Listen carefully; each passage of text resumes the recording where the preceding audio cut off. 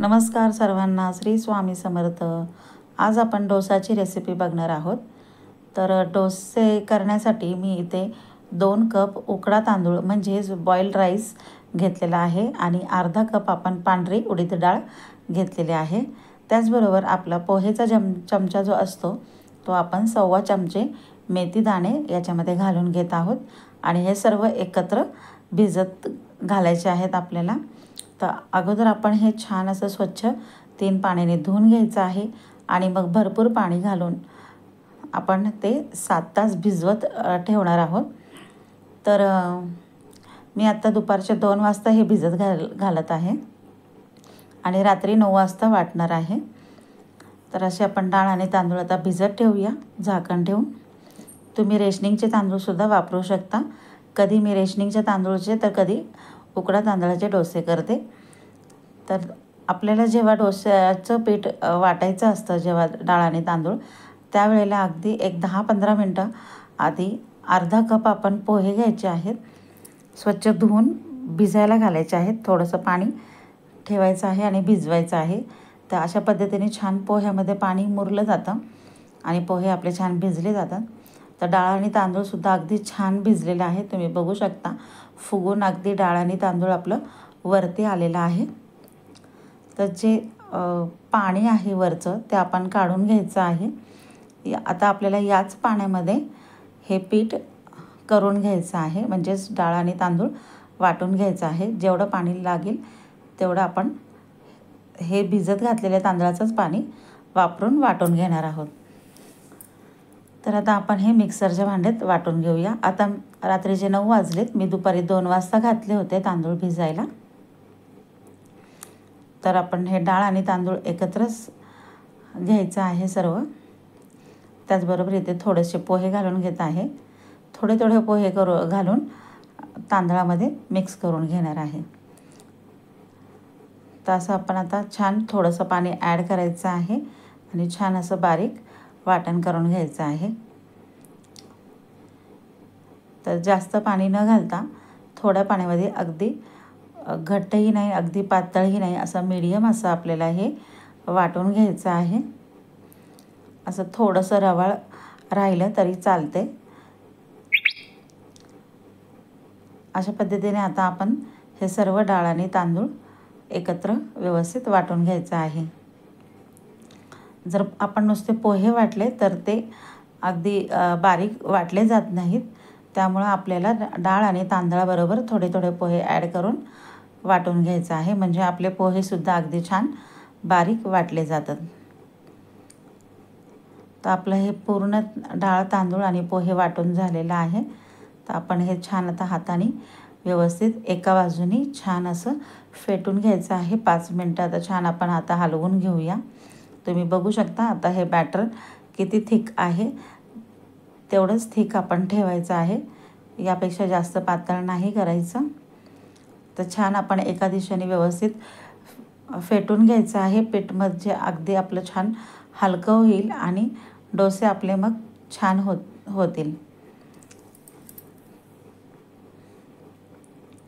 आता हे आपल्याला व्यवस्थित असं मस्त झाकून ठेवायचं आहे आणि झाकण ठेवताना पालतं झाकण ठेवायचं आहे। मी इथं ॲल्युमिनियमचं भांडं घेतलेलं आहे। जर तुमच्याकडे स्टीलचं भांडं असेल तर तुम्ही शक्यतो स्टीलच्या भांड्यामध्ये हे पीठ भिजत ठेवायचं आहे। तर त्यावर मी इथं जड असा हा पोळपाट ठेवत आहे। ग्रेनाइटचा पोळपाट आहे हा। तर तो पोळपाट मी याच्यावरती जड असं झाकून ठेवत आहे। आता याला मी डायरेक्ट असं सकाळीच उघडलेलं आहे। तर तुम्ही बघू शकता अगदी छान असं आपलं पीठ मस्त फुगलेलं आहे, फर्मेंट झालेलं आहे। एकदम छान असं मस्त फर्मेंट झालेलं आहे। तर पोहे घातल्यामुळे आपले डोसे छान लाल आणि क्रिस्पी होतात, त्यामुळे इथे आपण पोह्यांचा वापर करतो। तर इथे आपण घातलेले आहे 2 चिमूट खायचा सोडा घालून घेतलेला आहे आणि चवीप्रमाणे मीठ घालून घ्यायचं आहे।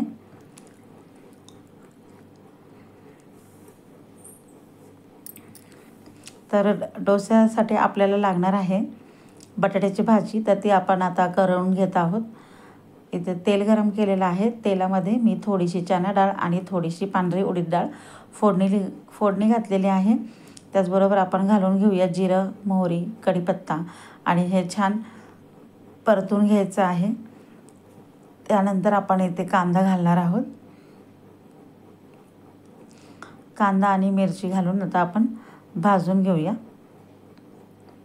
आणि छान अशी आपली मस्त बटाट्याची भाजी रेडी करूया. तर बटाटे उकडून घेतलेले आहेत, मी सोलून घेतलेले आहेत आणि हातानेच स्मॅश केलेले आहेत.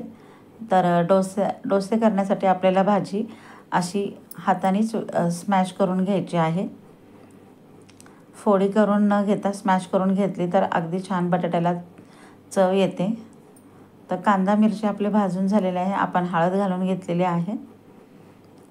आता यामध्ये आपण घालून घेऊया उकडून घेतलेला आणि स्मॅश करून घेतलेला बटाटा घालून घेऊया आणि आपली भाजी रेडी करून घेऊया.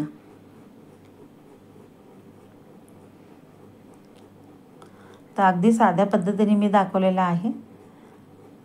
तर आपण इथे घातलेलं आहे चवीपुरतं मीठ.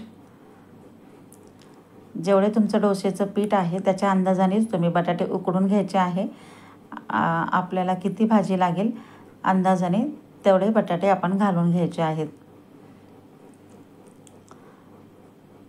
तर छान आता आपलं मीठ वगैरे मिक्स करून झालेलं आहे. आपण एक 5 मिनटं भाजीला वाफ देऊया, म्हणजे छान भाजीला टेस्ट येईल. व्यवस्थित पूर्ण मीठ वगैरे छान मिक्स होईल आणि भाजी आपली छान लागेल. तर 5 मिनटं इथं आपण झाकून ठेवूया.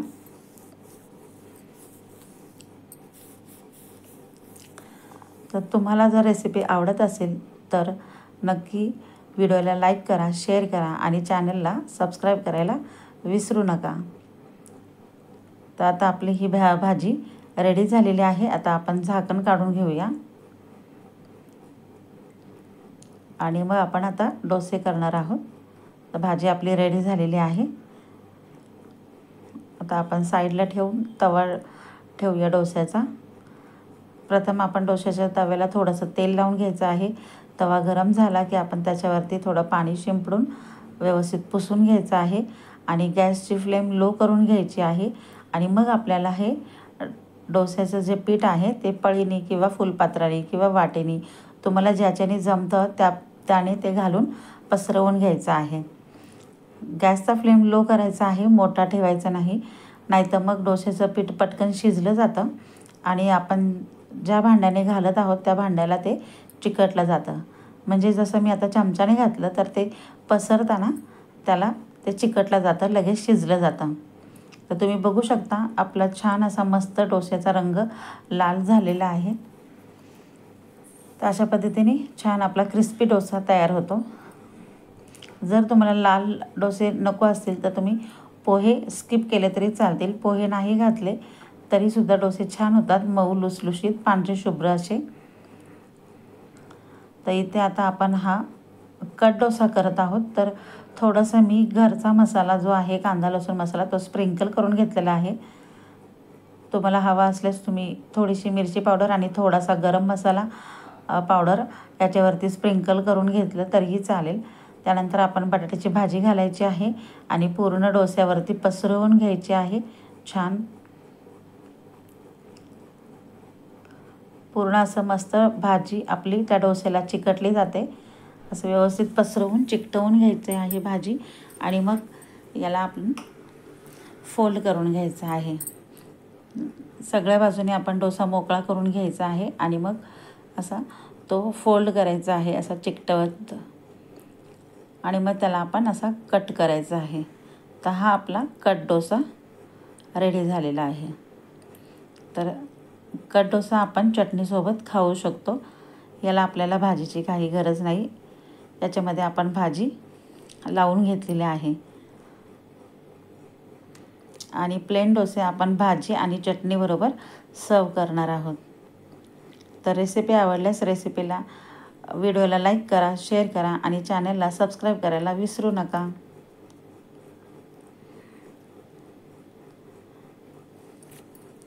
थँक्यू.